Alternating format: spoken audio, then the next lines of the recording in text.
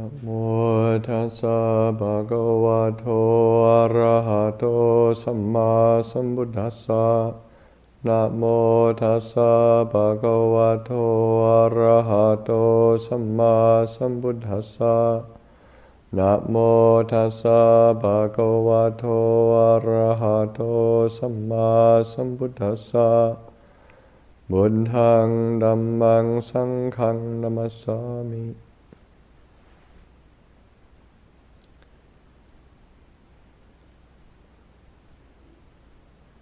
So this evening I'll continue on the theme of following the Anāpānasati Sutta. I guess I started this 2 weeks ago. I gave a random talk at the beginning of the retreat about sitting meditation. Thought, oh well, I'll give a couple more about meditation. So we start the retreat and sort of got on to Anāpānasati, mindfulness of breathing, and haven't really stopped.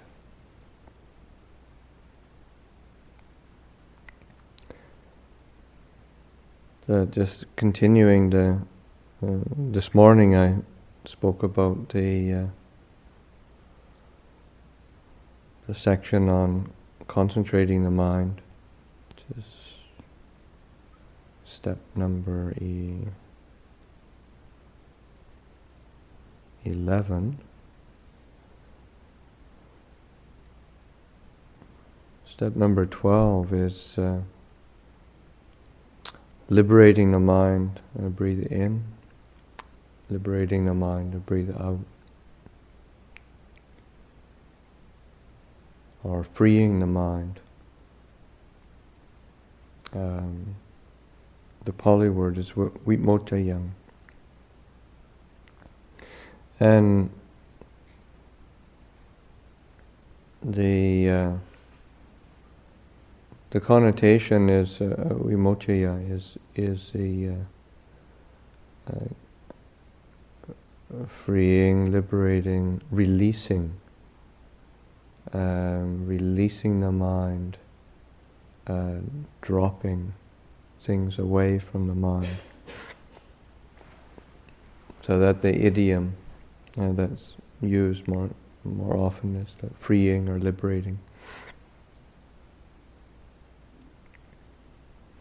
And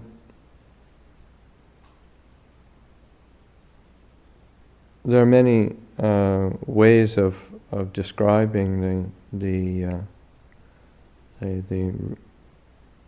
freeing of the mind, or releasing, letting go of certain things. But the one thing that is useful is the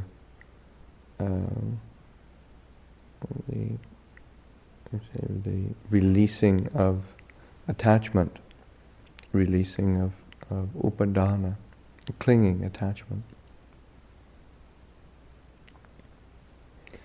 And as this is tied to the breath, and as we sit in meditation, to as one breathes in, really attending to that quality of releasing. So much of the meditation is there is so much clinging involved, and not just without even going into the structures, but just the kind of hope or clinging that is involved in trying to make the breath be a certain way. So that releasing the breath, beginning with that, just releasing the breath as one breathes in, to really release the breath, to drop away, to let the the kind of mind that is sort of desperately trying to control, to let that drop away, to release that.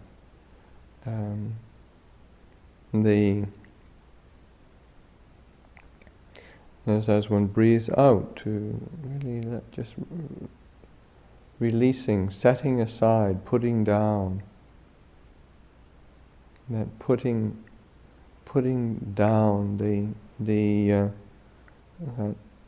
desire to control, to make things be the way one wants it, which we spend so much time in meditation trying to make things be the way we want them to be, and we forget that that's not actually what Dhamma is about. And when we are practicing Dhamma, to really let things be the way they are. This is the way things are. This is the reality of this moment. This is the truth in this moment. To release into that truth. To release the kind of the preferences, the mind that is desiring, not desiring, becoming, trying to become something. The whole force of attachment and clinging is always going towards becoming, being, trying to make things be, trying to get them to become certain ways that we prefer, or trying to get away from the things that we don't want or don't like. So that releasing, freeing the mind from that tendency. As we breathe in, releasing, turning to a non-clinging in the present moment as we breathe out. And it's not a matter of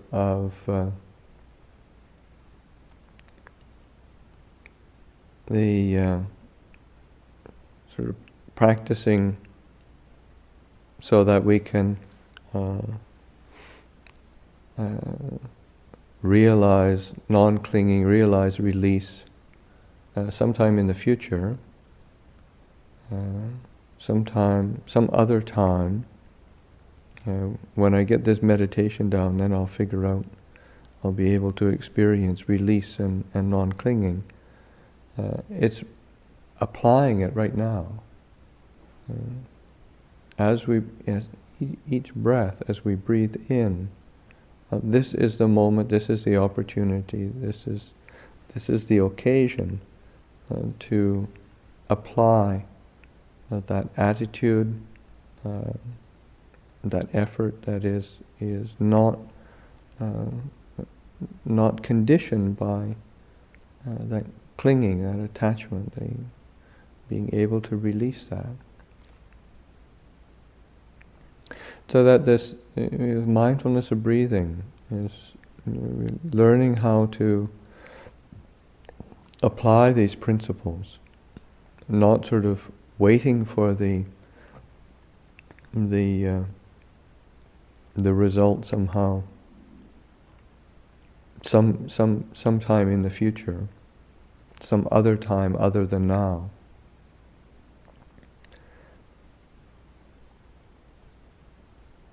That when there is this clinging attachment, inability to release, inability to free the mind, then of course we create suffering, we create problems, we create difficulties for ourselves. And this is where the sort of problems and difficulties arise, and that's whether it's in terms of the mindfulness of breathing in the present moment, having difficulties with it, not feeling one's getting it, or whether it's in terms of just living together as human beings, creating a life that is sort of smooth and harmonious, kind of hassle-free life. It all comes back to this point of releasing, putting down, setting aside that clinging and attachment. And it's really an action of the mind. And it's as we're sitting and practicing, meditating, really just to have that image in the mind of really releasing or letting go, putting down, dropping. One needs to. This is obviously this is a culmination of having developed effort and balancing the faculties of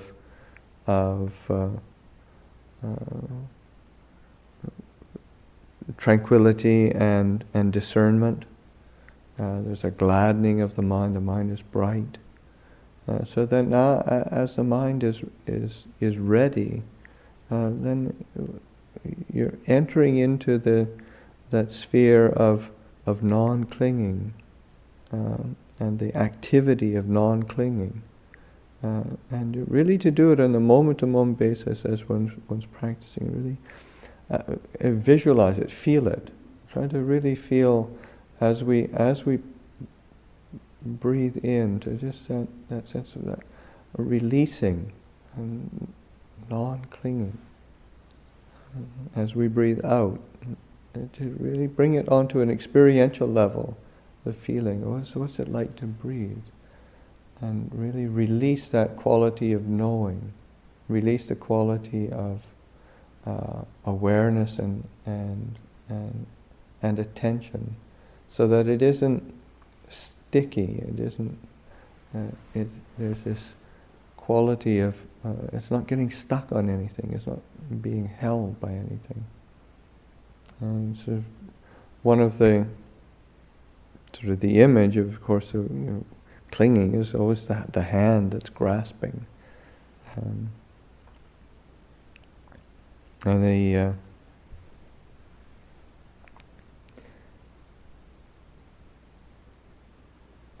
in Asia, one of the ways that you catch monkeys is by putting a coconut, and you hollow out a coconut, and then fix it to the ground really firmly, and then you put a hole in the coconut, just enough so that a monkey can put its hand through it, and then you put some food or some fruit inside, and what the monkey does is reach in, and it grabs the food, and then it can't get its hand back out again. And what will happen as soon as it does that, the hunter's just sort of back behind the bushes watching. As soon as it notices that the monkey has sort of got its hand inside the coconut, it's grabbing onto the fruit. The hunter just goes and walks over and picks up the monkey, because the monkey just it'll see the hunter coming, and it'll go, and it's just like it wants to run away. It wants to, but it can't let go. It won't let go of that fruit. It won't drop it. It won't release it. And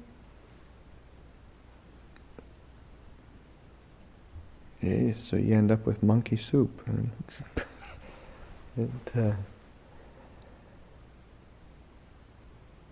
that's, so that's so much what we do. I mean, it isn't as if, we can't let go of our attachments and desires and our various focuses for clinging.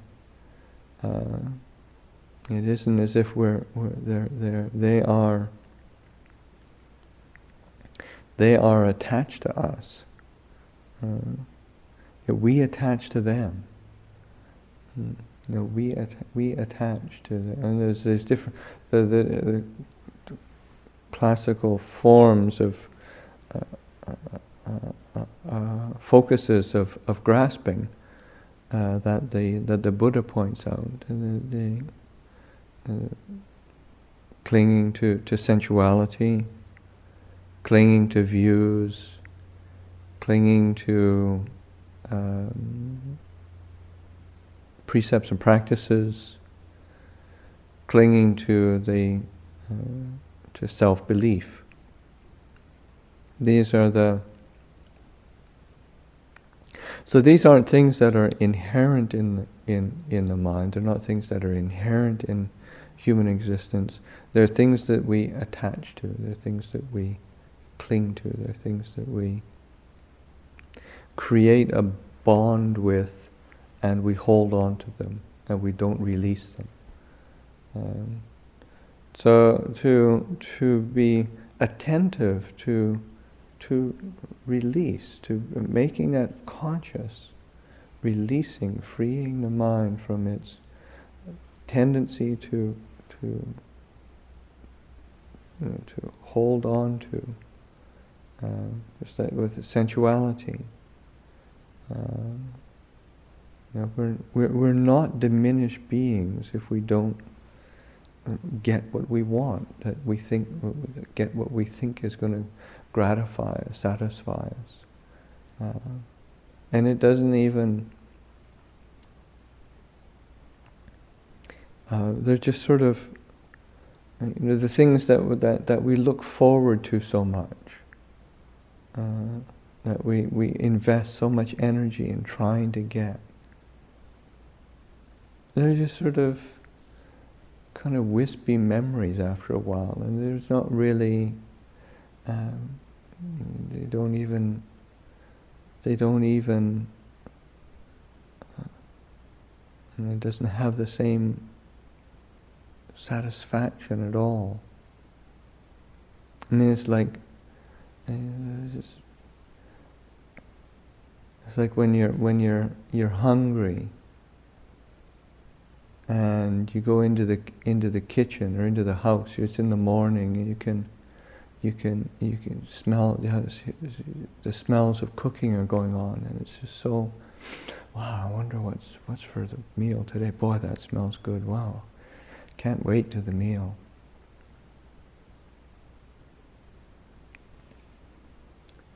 And then you have the meal, and and there's varying degrees of excitement and gratification. And then after the meal, you walk into the house, or you walk in, and there's the smells of food, and you, oh, gee, smells awful in here. Light some incense, open the windows, get the smell out of here.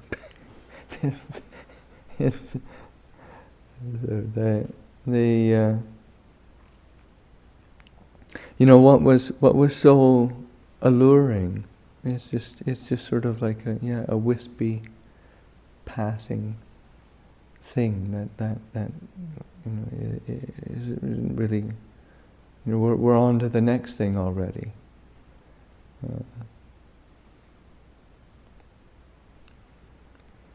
So that to notice when the mind is attaching onto an object, and just turn attention to release, turn attention to freeing the mind. sensuality in particular, that is to recognize its drawback, to recognize its limitation.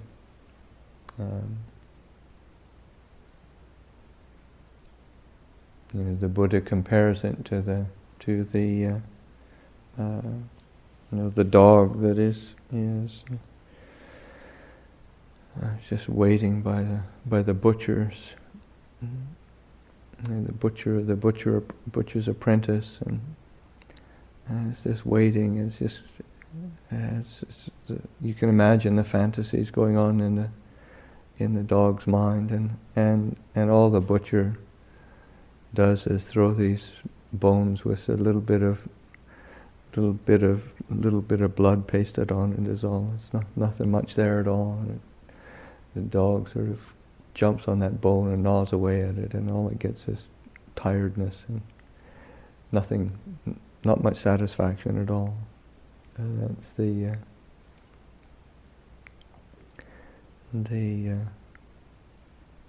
that's the story of our lives, isn't it?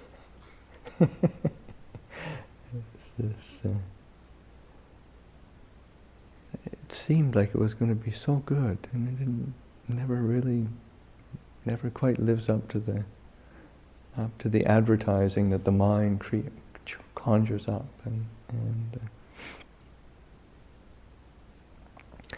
so that the problem isn't that there isn't sort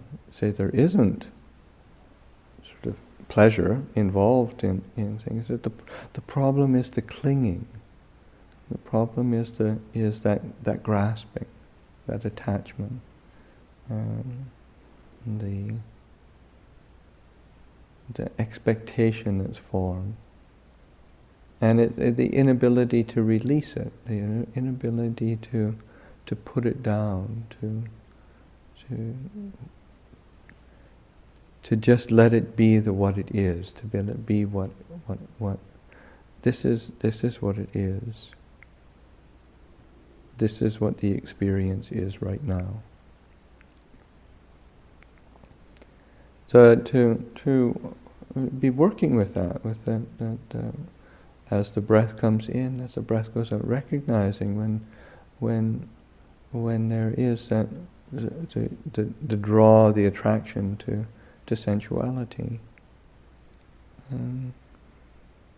This sort of seeing, how can I release around that? How can I put that down? How can I let that go? How can I not be drawn into just kind of letting the mind open around it, and just not getting caught by it. The attachment to views. Attachment to views, opinions, and there's the problematic nature of views that are, by the content of the views, in that we hold a view that draws us into beliefs that are unrealistic, ungrounded in reality, have detrimental results. Living from the base, say the baseline view of, there's no. So say the traditional formulation of wrong view. There's no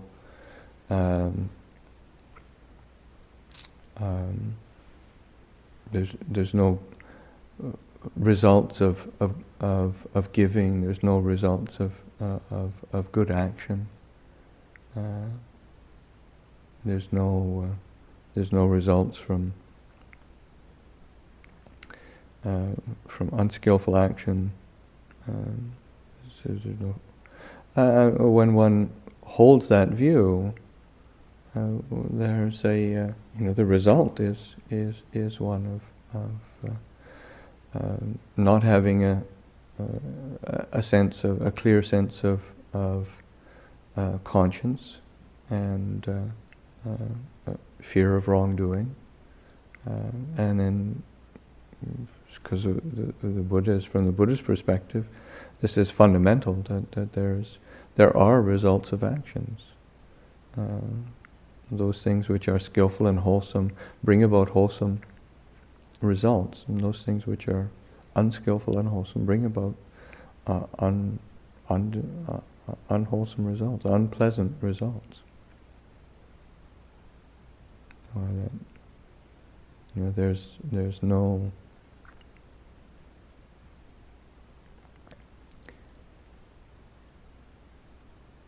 and all the rest of the formulations of right and wrong view are really around the results of actions, and because there are extrapolations or they're implied within that. Once you start recognizing that as how the world functions, then you sort of realize, well,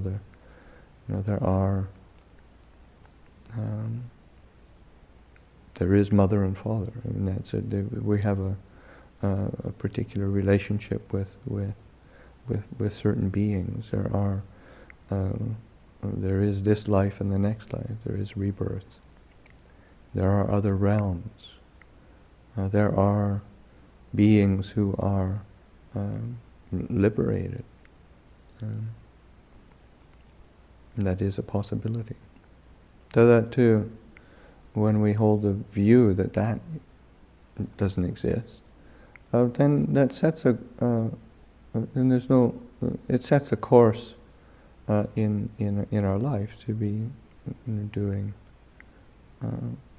that which is unskillful and then reaping the results of that, or living from a perspective of the very materialistic view. It's a view that I just need to get what I can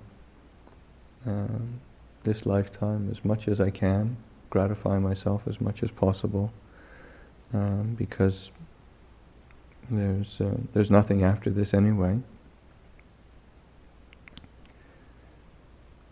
So that creates a very miserable existence. So many views of the say from the time at the time of the Buddha. There's the particular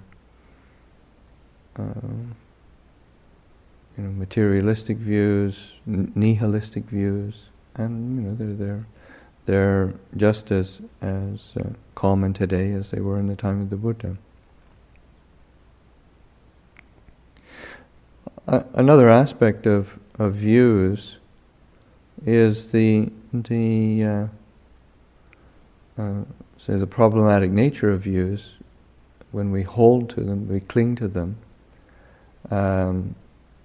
Is they say the contentious nature of views. When we hold a particular view, then we exclude others, and then we end up contending and in conflict because of the particular views we hold.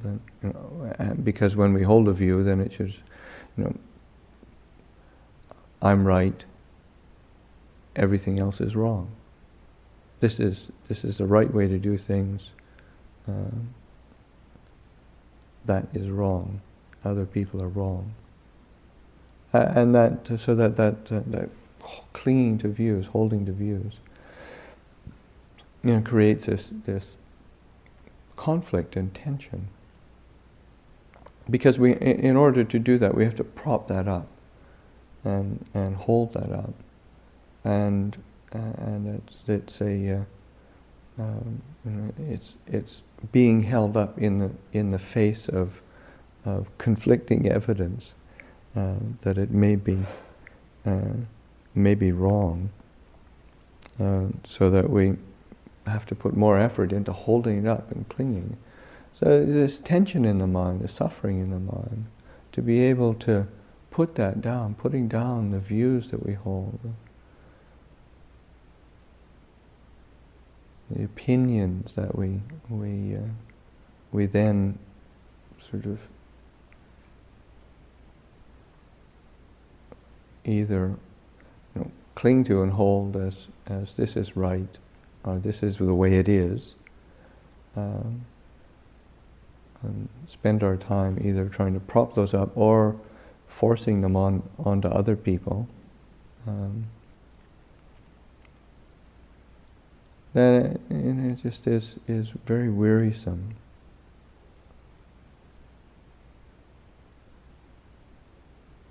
Being able to recognize within the mind when we're holding to a particular view, holding to a particular opinion. And you see how much conflict arises in our own mind and within our relationship with other people. That holding people to and situations to particular standards of how one thinks it should be. If this were right, this is how it would be. If these people would only do things right, then I'd be happy.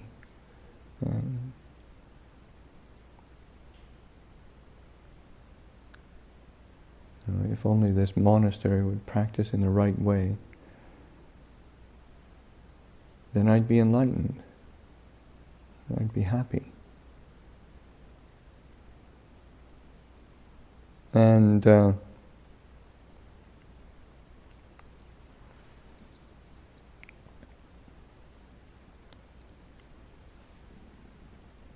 just isn't such a place. But the view is very attractive, isn't it? If we can just get everybody to line up, do everything right, then we'd all be happy. Of course, everybody's got a different view of what things are right. So there isn't a solution to that. It's inherently problematic. So that the Buddha said this releasing, the clinging, putting down the opinions, putting down the views, putting down the attachments. And that's the only place where we can find peace.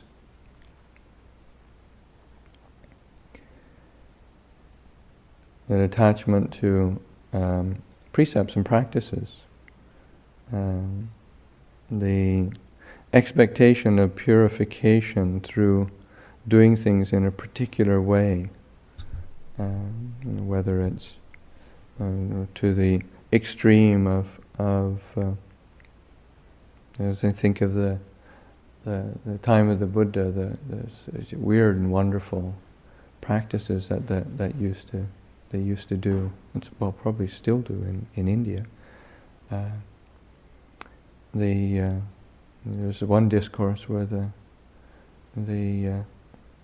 these two ascetics come to visit the Buddha, and one of them he does the dog practice and the ascetic practice of doing all his conduct is like a dog, and another one is the cow practitioner, and does everything like a cow,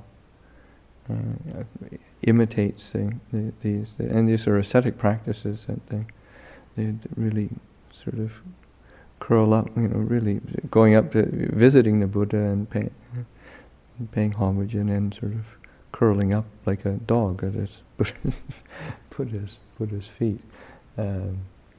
He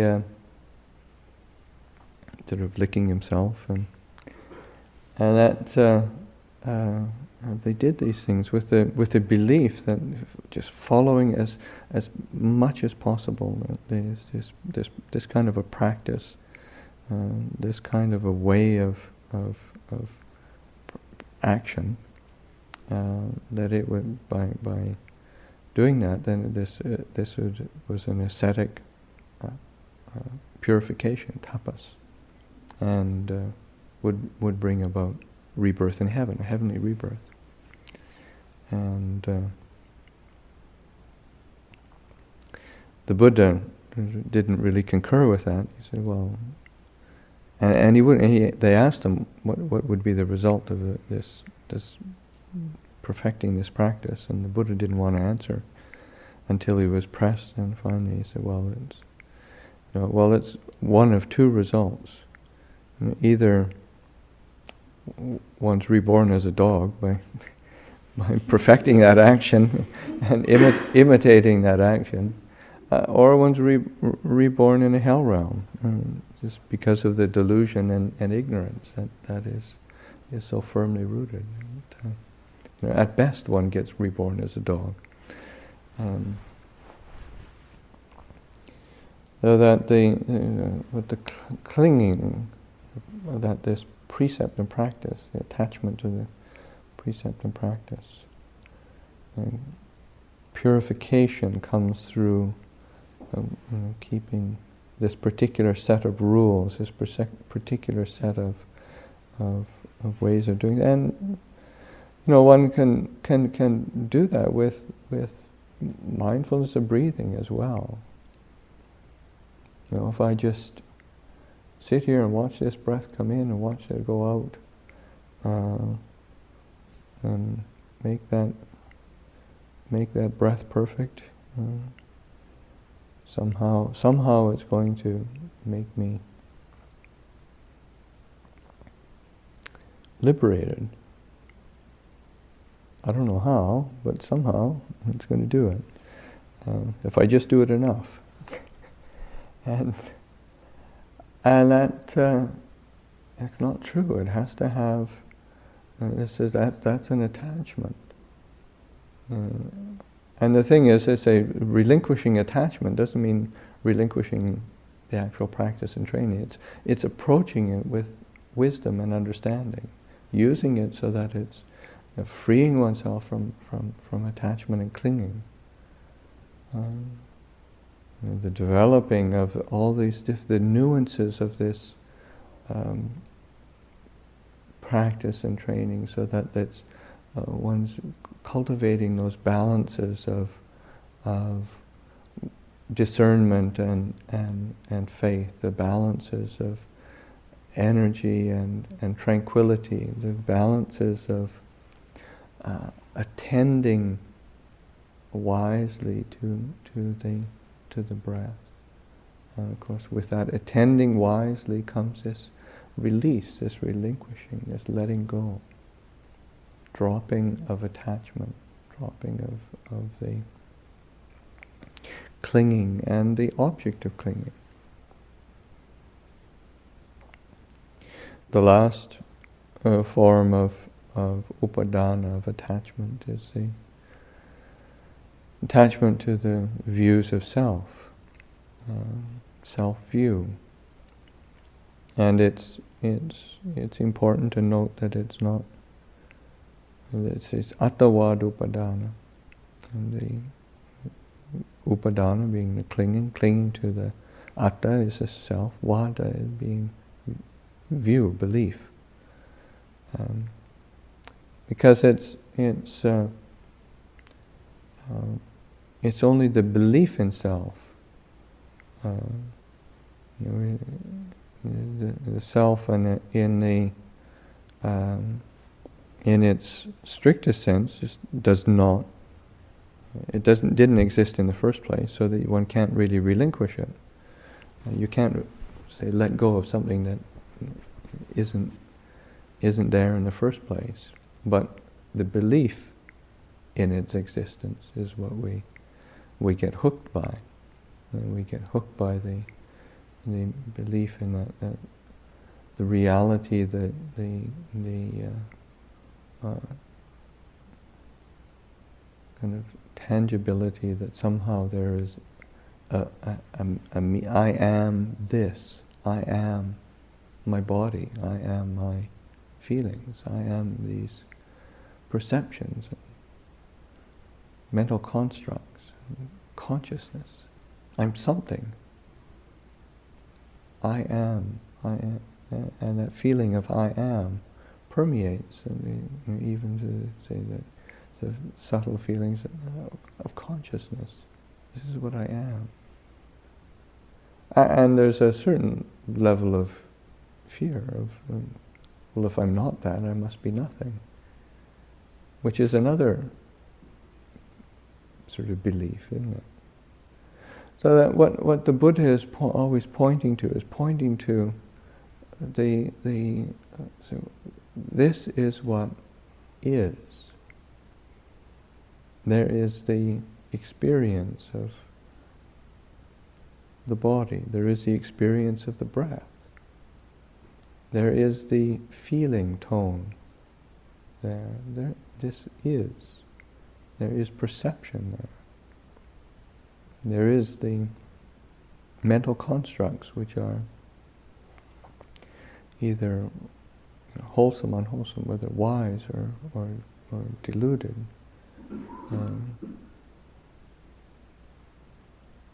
Whether exalted or mundane. But they are thoughts, mental constructs, it's consciousness, knowing. And all of that is arising and ceasing. That we don't have to prop up again, it's where we get hooked and we get stuck and we get these are the kind of hooks that keep dragging us back into suffering. When we can allow the release, freeing the mind, I breathe in. Freeing the mind, I breathe out. Freeing it from that compulsion to have to prop up a sense of I, of me, of mine. We have to formulate that idea. And we do it habitually, so it seems real enough. But as we investigate more and more deeply, more clearly, more attentively, we start recognizing that no, that's a complete addition. And it's that's what constellates this. It gives a sort of a crystal to form the sort of the different nuances of suffering around it. All the different. It's like the sun having all the planets and asteroids all sort of revolving around it, and there's all this happening, and that center of it is this belief in self, self view. This is the core that creates the gravitational sphere that it all revolves around. That to allow to release that, to free that, allow that to not formulate, to not create this, not buy into the gravitational pull of it.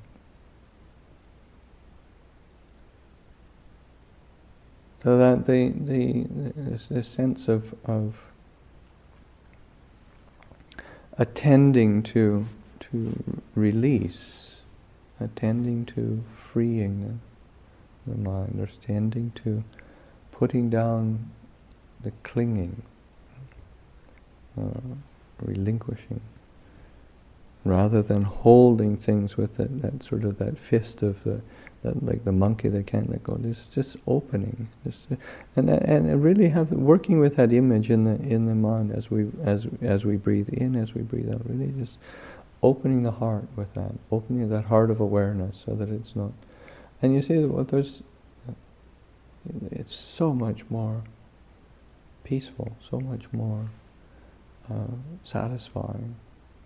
And that driving to make the practice work, driving to make our desires satisfied, driving to make the sort of the world conform to my views and opinions of how I think it should be, and to make everything work according to me and my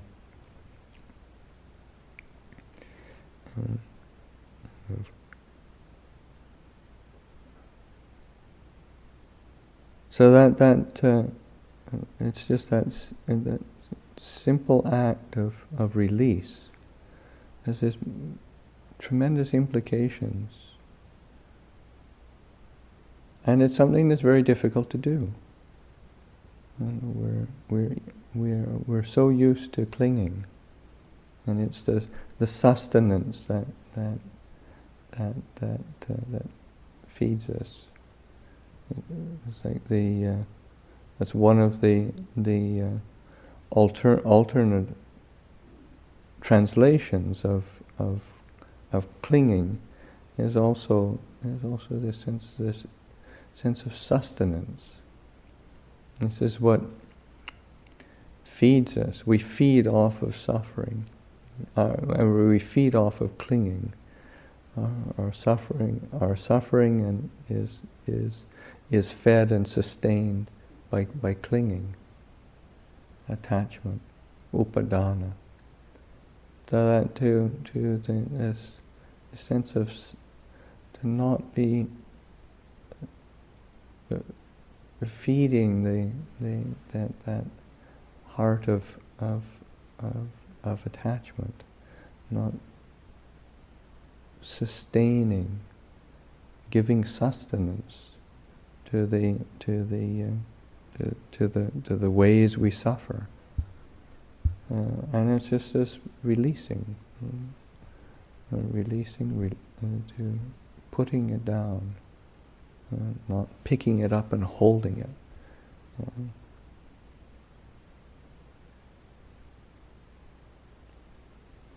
So I'll offer that for reflection this evening.